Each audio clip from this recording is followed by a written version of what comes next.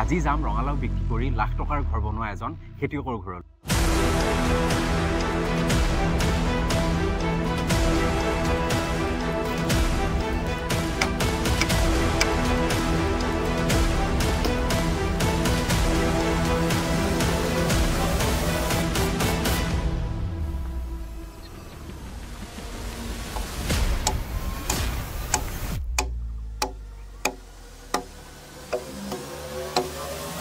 স্বাগতম জনাইছো আজি আপোনালোকক আমাৰ অন্য এটা ভিডিঅ'লৈ। আজি আমাৰ সৈতে আছে বকুলগুৰি গাঁৱৰ, বকুলগুৰি নহয় জানো, বকুলগুৰি, মোৰ সদায় খেলি মেলি লাগে, বকুলগুৰি বকুলতলি আহি যায়।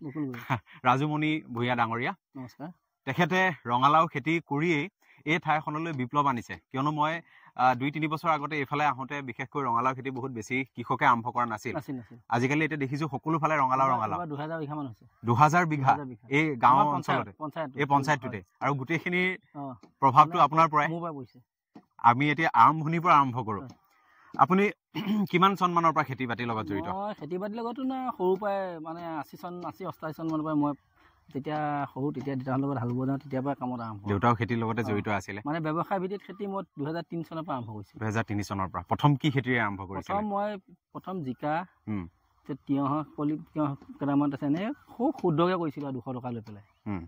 তাৰ পৰাই সম্প্ৰসাৰিত গৈ আছোঁ। পঢ়া শুনা কিমানলৈ কৰিলে? মই হাই ছেকেণ্ডেৰী পাছ কৰিলোঁ। তাৰপাছত বাদ দিলোঁ। আৰু চাকৰি বাকৰিৰ বাবে চিন্তা নকৰিলে? এপ্লিকেশ্যন কোনোদিন কৰিয়ে নাপালোঁ আজিলৈকে নাই পোৱা। এই যে 200 টকাৰে আৰম্ভ কৰিলে, ভাবিলে খেতিকেই কৰিব, প্ৰথম লাভ হৈছিল জানো? প্ৰথমতে মোৰ লাভ হৈছিলে। কি কৰিছিলে প্ৰথমতে? মোৰ ৰঙালাও খেতিতে ভাল লাভ হৈছিলে। প্ৰথম মই ৰঙালাও খেতি লোকৰ মাটি অলপমান লিজত নহয়, এই মানে সম্পৰ্কে দাদা এজনক কৈছিল, এইখিনি ৰঙালাও খেতি কৰোঁ দিয়ক। তেখেতে কৈছিলে কি, মোৰ ৰঙালাও দুটামান খোৱালেই হ'ল। সেইখিনিৰ পৰাই মানে মোৰ সম্প্ৰসাৰণ কৰি গৈ আছোঁ। এতিয়া কিমান বিঘা, এইবছৰ কিমান বিঘা কৰিছে? মোৰ প্ৰায় 30 বিঘা ৰঙালাও, তাৰপিছত জিকা আছে, ভোল আছে, ধুন্দুলি আছে, কোমোৰা আছে, জাতিলাও আছে, ষ্ট্ৰবেৰী আছে, বিভিন্ন খেতি। আৰু পাছফালে যে মাকৈ দেখিছো, নিজা মাটি আপোনাৰ কিমান? নিজা মাটি মোৰ দেউতা ভাগৰ মাটি 3 বিঘা মাটি। আৰু সেয়া ঘৰ খেতি মাটি। পথাৰৰ মাটি কিমান? পথাৰৰ মাটি বৰ্তমান মোৰ 0, একো নাই। মানে সেইখিনি আছে, মই নিজৰ মাটিখিনি মই কাৰণে ভাইটিক দি থৈছোঁ।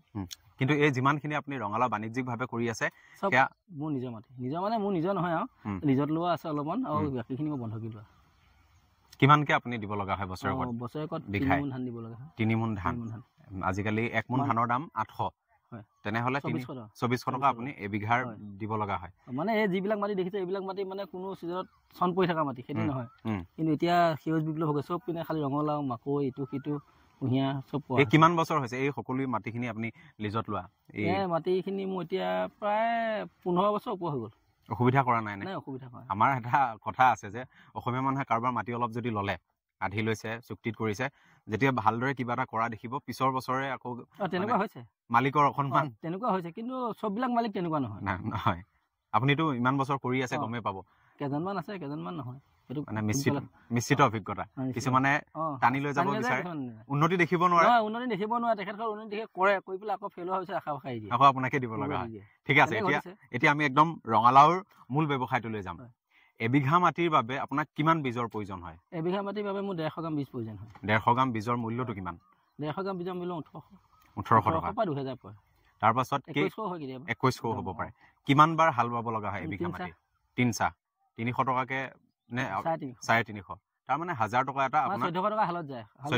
মাজত হাল মাৰি দিয়া যায়, পিছত বাব লগা হয়। মানে 1400 টকা আপোনাৰ হালত যাব, আৰু ইফালে গুটিত যাব 2100 টকা। মানে টোটেল মোৰ 7000 পৰা নিজে কৰে 6-7 হাজাৰ হৈ যায়। যদি চব্জি লেবাৰত 8000 মান টকা খৰচ হয়। এবিঘা মাটিত খৰচ 8000 টকা। 8000 টকা খৰচ কৰিলে আপোনাৰ এবিঘা মাটিত ৰঙালাও কিমান হ'ব? আপোনাৰ 40 কুইণ্টেল। 40 quintal, 30 quintal. একেবাৰে ভাল হ'লে 40 কুইণ্টেল, 40ৰ ওপৰত যায়। 40 টকা গড় হিচাপে 35-40 থাকে। তেনেহ'লে 1 কুইণ্টেলৰ মূল্য কিমান? বজাৰ মূল্য 1 কুইণ্টেলৰ মূল্য যোৱা বছৰ 700 বেচিছোঁ। 700? এইবাৰ কি হয়, 500 বেছি হ'লগীয়া হবে, এইটো বজাৰে ক'ব। মানে 500 টকা যদি হয়, তেনেহ'লে আপুনি যদি 40 কুইণ্টেলত 10000 টকা, 10000 টকা, 20000 টকা, 20000 টকা। আৰু আপুনি যদি 20000 আপুনি যদি 30 বিঘা কৰিছে, 6 লাখ এটা আহিব। কিয় ঘৰ বনাব নোৱাৰে? মই সেইকাৰণে ভিডিঅ'টোৰ আৰম্ভণিতে কৈছোঁ যে আজি এনেকুৱা এজন কৃষকৰ ওচৰলৈ যাম, যিজনে ৰঙালাও বিক্ৰী কৰি ঘৰ বনাইছে। বহুতে প্ৰশ্ন কৰিব পাৰে, কেনেকৈ সম্ভৱ হ'ব পাৰে? আজিকালিতো অসমৰ ঘৰ এটা বনাব লগা হ'লে 10-12 লাখ টকা লাগেই। এতিয়া আপুনি কৈছে যে আপুনি যদি 30 বিঘা কৰিছে, তাৰ পৰা আপুনি যদি 4 লাখ টকা ঘৰটোত বিনিয়োগ কৰে, নেক্সট বছৰ আকৌ 4 লাখ, তেনেহ'লে 2-3 বছৰত এজন কৃষকে এটা ভাল ঘৰ বনাব পাৰে আৰামছে পাৰিব, কাৰণ যিটো হিচাপ কৰি গম পালো। আৰু এতিয়া কিন্তু কষ্ট কৰিব লাগিব। আপুনি ঘৰত বহি থাকিলে আপুনি মই 20 বিঘা খেতি কৰিছো বুলি যদি তাক যদি প্ৰতিপাল নকৰে তেনেহ'লে শূন্য, তেনেহ'লে একোৱে নাথাকিব, ডাঙৰ শূন্যতা লৈ যাব লাগিব। মানে যিখিনি পইচা খৰচ কৰিলে তাৰ পৰা আৰু কেইটামান পকেটৰ পৰা ভৰি দিব লাগিব। গম পাইছে? এতিয়া আপুনি 2003 চনৰ পৰা কৰি আছে, 23 বছৰ কৰি আছে, গতিকে অভিজ্ঞতাটো হৈছে। আৰু নতুন কৃষক এজনে আৰম্ভ কৰিলে প্ৰথমতে হয়তো 2-1 বছৰ লোকচানৰ সন্মুখীন হ'ব, কিয়নো বীজৰ ক্ষেত্ৰত ভুল হ'ব পাৰে, বীজৰ ক্ষেত্ৰত ভুল হয়, বহুত ভুল হয়। এতিয়া আপুনি কোনটো বীজৰ কৰি আছে? মই আগতে অৰ্জুনা কৈছিলো 137 কৈছো। অৰ্জুনাটো কিয় বাদ দিলে? অৰ্জুনাটো মানে হেৰি হয়, অকণমান মানে ভাইৰাছ বেমাৰটো বেছি লাগে, বেমাৰটো বাঢ়ি গৈছে, মানে সদায় একেজাত কৰিলে বেয়া হয়। এইটো মানে ৱেটটো বেছি হয়, আৰু মানে এইটো যিবিলাক আমাৰ বাহিৰলৈ পঠিয়াওঁ সিহঁতে এইটো মানে বেছি ভাল পায়, গুৰুত্বটো বেছিকৈ দিয়ে। এইটো 4 বছৰমান হৈছে ওলোৱা 137। সেই অৰ্জুনা একে ইষ্ট কোম্পানীটো একেটাই, কিন্তু তেওঁলোকে হয়তো সেইটো বীজটো বেলেগ বেলেগ। এতিয়া আপুনি 30 বিঘা মাটি কৰিলেতো বজাৰখনৰ সমস্যা আছে, ইমানখিনি ৰঙালাও একেলগে বিক্ৰী কৰিব। আমাৰ কাৰণে সমস্যা নাই, কিয়? আমাৰ বাহিৰলৈ যায় বস্তুটো, তেওঁলোকে আহে নে আপুনি?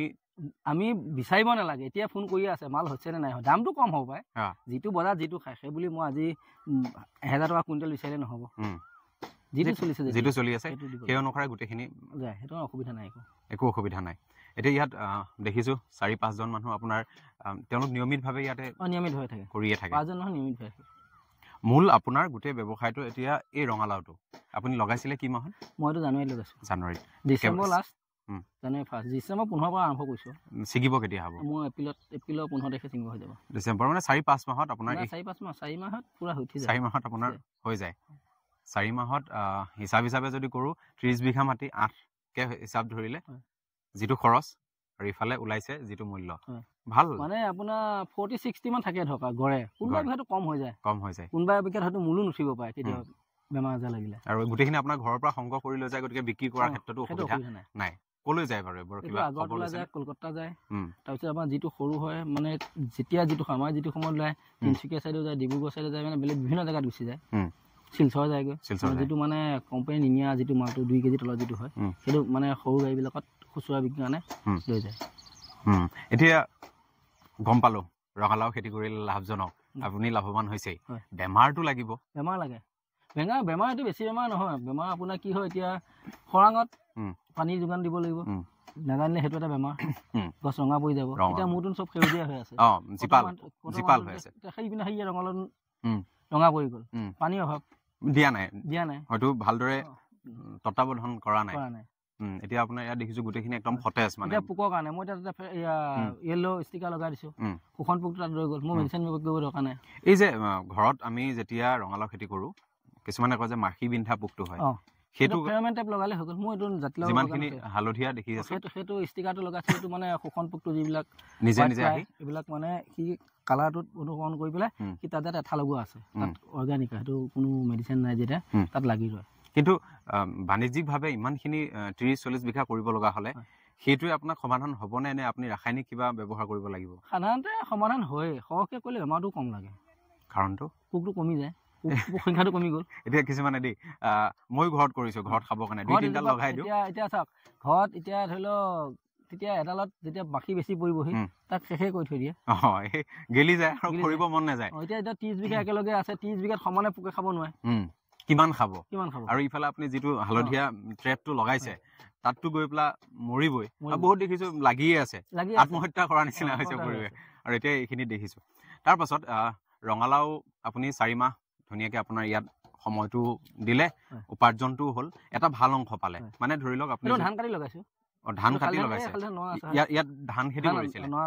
এই মাটিখিনিতে আপুনি বছৰেকত কিমানটা খেতি কৰে? ধান কৰে, ধান কৰো, 3-4 মাহ তাত গুচি গ'ল, আৰু 4 মাহ সময় ৰঙালাও দিলে, আৰু বাকী সময় আপোনাৰ কিছুমান মাহ ধান কৰি আপুনি ৰঙালাও উঠাই আকৌ মৰাপাট খেতি কৰিব পৰা যায়। কৰিছেনে আপুনি? কৰিছো মই।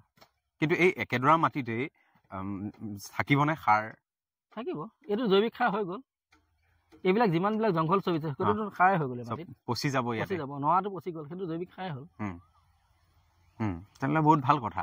আৰু এইফালে যিমানখিনি চাং বনাই আছে ইয়াত আপুনি তিতা কেৰেলা, তাৰপাছত জিকা, ভোল, ধুন্দুলি, কোমোৰা, লেচাৰী মাহ চব আছে গোটেইখিনি। এতিয়া আগতীয়াকৈ প্ৰস্তুতি চলাইছে নিশ্চয়? নাই, এইটো মোৰ অলপ শেহতীয়া আছে, মানে মই ইয়াত এয়া তিতাকেৰেলাত মই হেৰি কৰিছিলোঁ, বন্ধাকবি কৰিছিলোঁ। সেইটো কাৰণে গছবিলাকে নিশকতীয়া হৈ আছে। এতিয়া ধৰি লওক হাল চাল বাই কৰি দিলেহে আহিব। তাৰপিছত তাত সৰিয়হ আছিলে, জিকা কৰাখিনিত সৰিয়হ আছিলে, সৰিয়হ উঠাই কৰিছোঁ। মানে ঘৰখনৰ বাবে যিমানখিনি বস্তু লাগে আপোনাৰ মোৰ তাতে হয়। আপুনি বেলেগত বেছি নিৰ্ভৰশীল। পিঁয়াজ আলুক বাদ দি আলু নালাগে, আলু কৰিছিলে। আলু কিমান মান কৰিছিলে? আলু এবিঘা আছে। এবিঘা মানে ঘৰখনৰ কাৰণে হৈ যাব। কৃষক এজনে তেনেকে কৰিলে যদি অলপ সৰহ 30-40 বিঘা মাটিত শস্যাৱৰ্তন কৰি যদি বিভিন্ন খেতি কৰে, বাহিৰত ইমান বেছি খৰচ নহয়। সেইকাৰণে কৃষক এজনে তেনেকে কৰিলেহে বেছি লাভৱান হ'ব চাগে। প্ৰতিটো মানে আপুনি প্ৰতিটো হেৰিয়তে মিলিব লাগিব। আপোনাৰ মানে বস্তু ৰানিং হৈ থাকিব লাগিব। মই এতিয়া ধৰি লওক মৰাপাট খেতি কৰিম, খালি থকা মাটিখিনি সৰিয়হ কৰা মাটি মৰাপাট কৰিলোঁ, অলপমান আলু কৰা মাটিখিনি মৰাপাট কৰিলোঁ, তাৰ মৰাপাট ধান কৰিলোঁ। ধান কৰাৰ পিছত আপুনি আকৌ সৰিয়হ কৰিলে, আগতে জাতটো মানে বস্তুটো কি কৰিম প্লেনটো ল'ব লাগিব যে মোৰ এই ধান 100 দিনীয়া বা 120 দিনীয়া ধান, এইটো কৰিলে মোৰ কাটি ইমান দিনত হ'ব, তেতিয়াহে পাৰে, এনেই নহ'ব। বলকচোন, মানে এটা ফ্ৰেমতে যদি ভিডিঅ'টো লৈ থাকোঁ মানুহে আমনি পায়। সেইকাৰণে ভাবিছোঁ অলপ আগলৈ যাওঁ আৰু সিফালেও গৈ অলপ কিছু বস্তু চাওঁ আপোনাৰ পামৰ আৰু ক'ত কেনেকৈ কৰিছে। ইয়াত বিদ্যুৎ যোগান চ'লাৰ আছে। চ'লাৰ আছে। কিমান মান টকাত আপুনি চ'লাৰ ফিটিং কৰি লৈছে? মই সেইটো আনিছিলোঁ আপোনাৰ 29,000 টকাত। 29,000 টকাত? ৰাজ সাহায্য। কিমান মান মানে আপুনি দিব লগা হ'ল কিমান?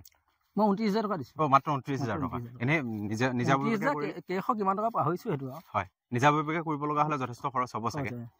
এতিয়া ইয়াতে আপুনি এইপিনে হাজিৰা এটা ধৰিব পাৰিব ফটোটো। হয় হয়, ইয়াত জংঘলত ধৰিব নোৱাৰিব ফটোটো। হয় হয়, এই লাইন লাইনকৈ আছে জিকাটো। এইটো মানে পাৱাৰ দি হাল বাই থৈছোঁ। সাৱধান হ'বা। এইটোহে নাই, ইয়াত একো নাই, এইটোহে আছে। এইখিনি এইটোহে আছে। হয় হয়।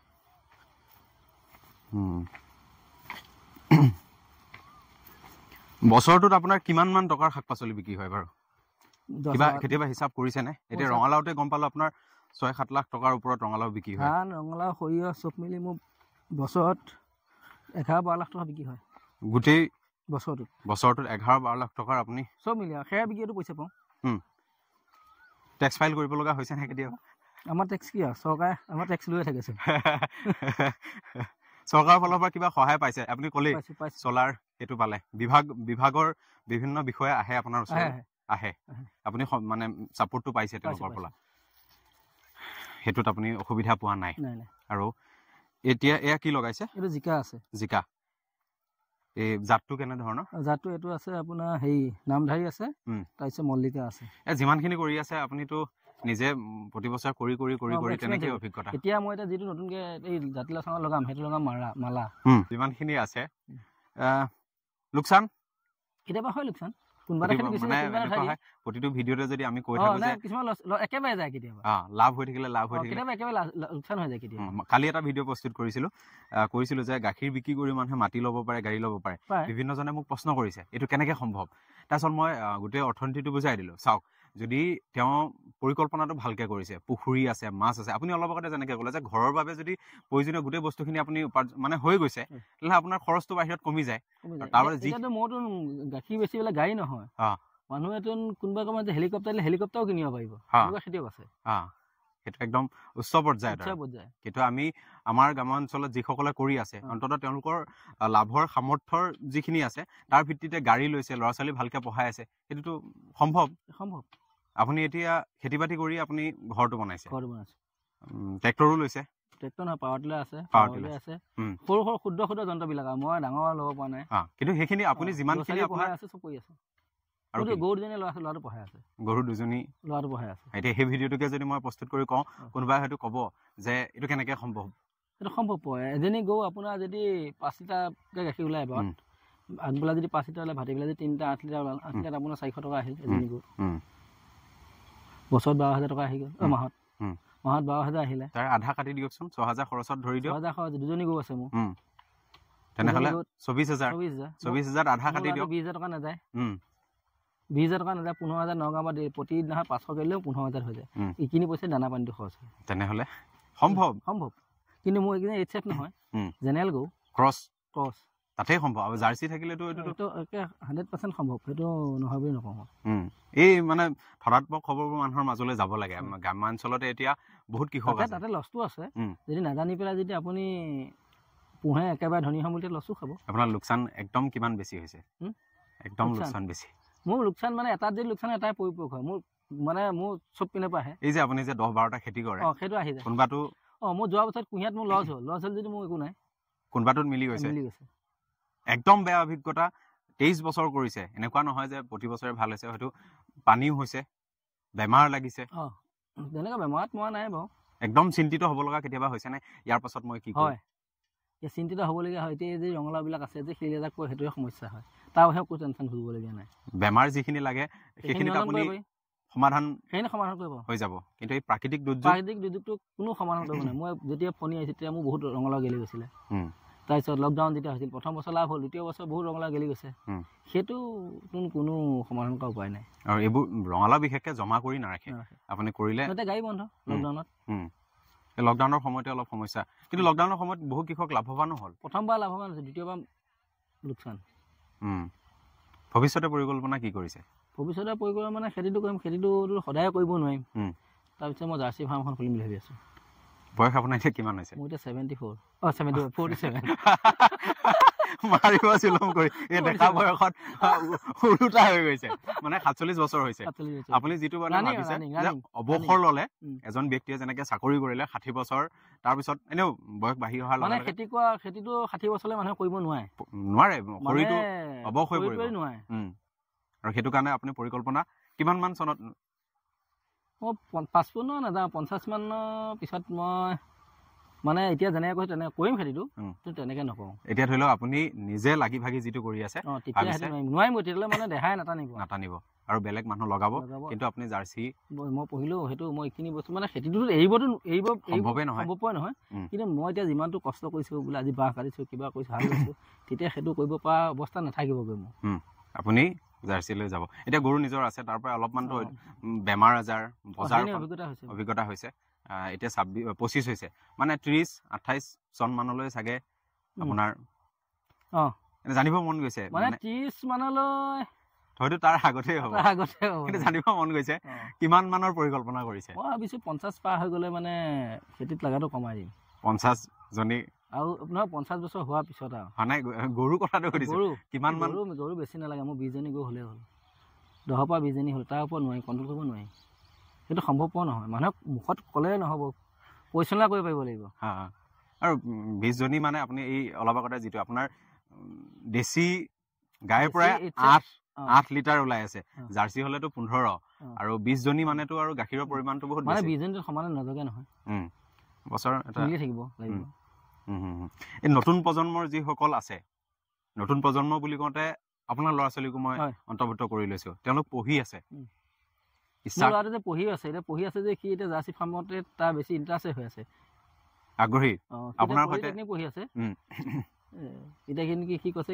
গৰুকে পঢ়ো নেকি তেওঁৰ মুখৰ পৰাই নিজে ওলাইছে আপুনি কি ভাবে মই সেইটো কৰিব নকৰিবও পাৰে চাকৰি কৰিব পালে নকৰিবও পাৰে কিন্তু আপুনি মনৰ পৰা কি বিচাৰে যিটো কয় সি আৰু মই কৰি দিয়াহে বস্তু মানে কি হয় এতিয়া আপুনি এটা পৰ্যায়লৈকে আপোনাৰ ব্যৱসায়টো বৰ্তমানতো চাকৰি বাকৰিটো মানুহ একদম ইমানটো নহয় মানুহ সম্ভৱ নহয় কিমান হ'ব 1 লাখৰ বিপৰীতে পদ থাকে মাত্ৰ 100টা তেনেহ'লে ভাবি চাওক অনুপাতটো কিমান বেছি আৰু আপুনি এতিয়া নিজৰ ব্যৱসায়টো কৰি 2003 পৰাই এটা স্তৰলৈকে নিলে বজাৰখন আপুনি ক'লে যে বজাৰ কাৰণে চিন্তা কৰিব নালাগে এতিয়া মই জাতিলাও এবাৰ মই এতিয়া গৌৰৱে ক'ব পাৰিম মোৰ জাতিলাও এতিয়া হাবি বৰঙাবাৰী মিকিভেটাত মই একেবাৰে অকল মোৰ জাতিলাও বেলেগৰ জাতিলাও নাই আজি 1 মাহ মানৰ ওপৰত হৈছে কিন্তু জাতিলাওখিনি কৰে চবেই হাঁহিছে এতিয়া জাতিলাও খেতি কৰে নেকি কিন্তু এতিয়া একেবাৰে খালি মোৰ জাতিলাও চলি আছে এইটো চাগে বহাগ বিহুৰ সময়ত যেতিয়া লাগিব মই ৰাখিছোঁ ভাল দাম এটা পাব ভাল দামে নহয় এতিয়া আপোনাৰ কাইলৈ আকৌ 300-400 ওলাব সপ্তাহত 800-700-500 টকা নোলায় এটা অলপ মানে বিতৰ্কিত প্ৰশ্ন সুধিম কিন্তু এতিয়া চাওক বহুতে সামাজিক মাধ্যমত আপুনি পায় দূৰদৰ্শনত পায় গাঁৱতো আলোচনা হয় অসমীয়া মানুহে খেতি নকৰে অসমীয়া মানুহে খেতি কৰি সফল হ'ব নোৱাৰে আৰু উদাহৰণ দিয়ে যে মিয়াসকলে কৰি আছে মিছা কথা হয় বজাৰত মিয়া বেপাৰী বেছি মিয়া বেপাৰ বেছি কৰে উৎপাদন অসমীয়াও কৰে বহুত কিন্তু গোটেই বজাৰখনত কিন্তু মিছা কথা হয় হয় মিয়াই কৰে পেলাই অসমীয়া কৰিব পাৰে এতিয়া আপাৰ আছামৰ চাইডে অসমীয়া মানুহে কৰি আছে সেইফালেতো নাই তেনেহ'লে এইটো এটা মানে ভুল ধাৰণাৰ হেৰি হৈ এটা হৈছে সিহঁতে মানে ব্যৱসায়টো বেছি কৰে আমাৰ মানুহে যেনিবা লাজ কৰে ব্যৱসায়ত লাজ কৰে বেপাৰী দি থৈ পেলাই গুচি আহে কিন্তু মইতো নিদিওঁ আপুনি উৎপাদনৰ পৰা একেবাৰে বিপণন মানে বজাৰলৈকে গোটেই গ্ৰাহকৰ সৈতে পোনপটীয়া যোগাযোগটো আছে আৰু জনপ্ৰিয় হৈছে জানে যে অমুকৰ লাও অমুকৰ পাচলি বুলি কয় এতিয়া এইটো বঢ়াই কোৱা নহয় মাছখনতে মানে কিছুমানে কয় ৰাসায়নিক সাৰ প্ৰয়োগ কৰি অমুক তমুক তমুক তমুক তমুক কিন্তু মোৰ যিকেইজন কাষ্টমাৰ আছে মই 11টা বজাত বজাৰত যাওঁ মোৰ যিডোখৰ জেগাত যাওঁ তাৰ আগত মানুহে সোধে ৰাজু অহা নাইচোন কিন্তু মই যাই পোৱাৰ লগতে বিকিম মাল নিয়মীয়া গ্ৰাহক বিশ্বাস মই ডিমাণ্ড বোলে আজি ইমানখিনি মাল নিছোঁ মোৰ বিক্ৰী হ'বই অন্য ফি আহিলে মোৰ ফি নাহে এতিয়া 12 লাখ টকা লেনদেন হয় কিমান মান ধৰিব পাৰি বছৰেকত আপোনাৰ হাতত 6 লাখ আধা ধৰিছে মই বিভিন্ন খৰচা ইটো সিটো থাকে আৰু আপুনি যিহেতু নিজে সকলোখিনি কৰি আছে পৰিচালনা বা অন্যান্য ইয়াত আহি বিভিন্নজনে প্ৰশিক্ষণ বা কিবা লৈছেনে আপোনাৰ বিভিন্ন যেতিয়া আপাৰ আছামৰ চাইডে প্ৰায় মানে সন্ধিয়া মোক ফোন কৰে কিছুমান মানুহে দাদা এনেকৈ কওঁতে আজি এজনে হেৰিয়াৰ পৰা কৈছে বালিপাৰাৰ পৰা কৈছে তেখেতে এবাৰ মানে 6 বিঘামান ভোট জলকীয়া খেতি কৰিছে মাৰ্কেট বোলে পোৱা নাই লাগিছে তেতিয়া মই তেখেতক কৈছোঁ আপুনি মোতকৈ ডাঙৰ হৈ গ'ল আপোনাৰ পৰাই পৰামৰ্শ লৈ তেওঁ এতিয়া ভাল লগা হ'ব নহয় জানো এটা পৰিৱেশৰ সৃষ্টি হৈছে মই 6 বিঘা মাটিত ভোট জলকীয়া কৰিব পৰা তেখেতে কৰিছে এনে ভোট জলকীয়া কৰিছিল নে আগতে মই এনে অলপ চলপ কৰিছোঁ মই তেনেকৈ মোৰ মাটি তেনেকুৱা নাই নহয় মই ধান খেতি কৰোঁ ধান খেতি কৰাৰ পিছত মোৰ পাচলি খেতি হয় চবতে চবেই চব কৰিব নোৱাৰে নাই ঠিকে আছে আপুনি এতিয়া যিমানখিনি ক'লে 10-12টা খেতি আপুনি চম্ভালি আছে 20 বিঘাৰ ওপৰত ধান তাৰপাছত মাকৈ আছে ৰঙালাও আছে লাও পানী লাও জাতিলাও জিকা ভোল কোমোৰা তিতা কেৰেলা তৰমুজ মাটিতিয়হ ষ্ট্ৰবেৰী কবি এইবিলাক চব আছে কিমানজন কৰ্মচাৰী আপোনাৰ সৈতে নিয়মীয়াভাৱে থাকে 5জন 4-5জন থাকেই আৰু যেতিয়া কাম বেছি হয় তেতিয়া হয়তো আৰু তেতিয়া আপোনাৰ ট্ৰেক্টৰ লাগিল আকৌ ৰোৱা চিজনত ৰোৱনী লাগিল তেতিয়া বেছি লাগে এই যে 2000 বিঘা মাটিত যে হৈছে এই গোটেই এইটো প্ৰথম মই 3 চনত যেতিয়া কৰিছিলোঁ তেতিয়া কোৱাৰ পৰা মানুহে অনুকৰণ কৰিছিলে কিন্তু তেতিয়া ইমানটো হেৰি কৰা নাছিলে যেতিয়া থলে এই গাড়ীবিলাক আহি লগাৰ পিছত 4-5 বছৰ পিছৰ পৰা মানে বেছি হৈ গৈছে গম পাইছে বজাৰখন আছে আৰু সকলোৱেতো অংক কৰে নহয় এইবাৰ একে সবচে বেছি হৈছে ভাল তেওঁলোক আৰু আহিব গাড়ী গাঁওখনত আৰু বেছি ভাল বেছি হ'লে গ্ৰাহক বেছি আহিব মাল কম হ'লে গ্ৰাহক নাহে কাৰণ আপুনি কৰি থাকোঁতে গাড়ী সোমাইছে কোনোবাই ভাবে কি যে ই আমি কৰিলে আকৌ ই বেয়া পায় নহয় যিমান বেছিকৈ কৰিব সিমান বেপাৰী আহিব কিমান মাৰ্কেট বিক্ৰী এতিয়া মৰাবাৰী লাহৰীঘাটত কিমান পাচলি উৎপাদন হয় সিমান চবটো বিক্ৰী হৈ আছে তাত বেপাৰী যায় এতিয়া বকুলগুৰি অকল ৰাজুৱে কৈছে ৰাজুগুৰিত বেপাৰী নাহে কিন্তু যে বেলেগে ক'ব অমুকটো নহয় কিন্তু মোৰ তাত আহে কিয় মানে এজন যেতিয়া বাট বজাৰত বেচা বেপাৰীয়ে 6-7 বিধ পাচলি লাগে গোটেইকেইটা মোৰ তাতে পায় বেলেগত দৌৰিব নালাগে ভিন্নতা আছে আৰু মই বজাৰত বহিলে মোৰ চব গোটেইকেইটা পাচলি থকাৰ পিছত মোৰ টেনশ্যন নাই এতিয়া সাৰৰ কথাত আহিম বহুতে কয় ৰাসায়নিক সাৰ আজিকালি খেতি বাতিত বহুত বেছি ব্যৱহাৰ হৈছে আপোনাৰ এতিয়া দেখিছোঁ 10-12-20 বিধ খেতি হৈ আছে হয়তো এবিঘা মাটিত যদি এইবছৰ এইটো কৰিছে চাগে অহা বছৰ আকৌ সলাই দিছে কাৰণ উৎপাদন নহয় আৰু আমি যেনেকৈ এটা খাদ্যকে বাৰে বাৰে খাই থাকিব নোৱাৰোঁ শাক পাচলিৰ ক্ষেত্ৰতো এইটো হয় সলাই থাকে বদলাব লাগে বেমাৰ আজাৰ বেছি হয় একেটা ঠাইতে বিভিন্ন জীৱ অনুজীৱ এইবোৰ এতিয়া সাৰৰ দাম বাঢ়ি গৈছে বীজৰ দাম বাঢ়ি গৈছে কৃষক হিচাপে এতিয়া আপুনি যেতিয়া 2003 চনত আৰম্ভ কৰিছিলে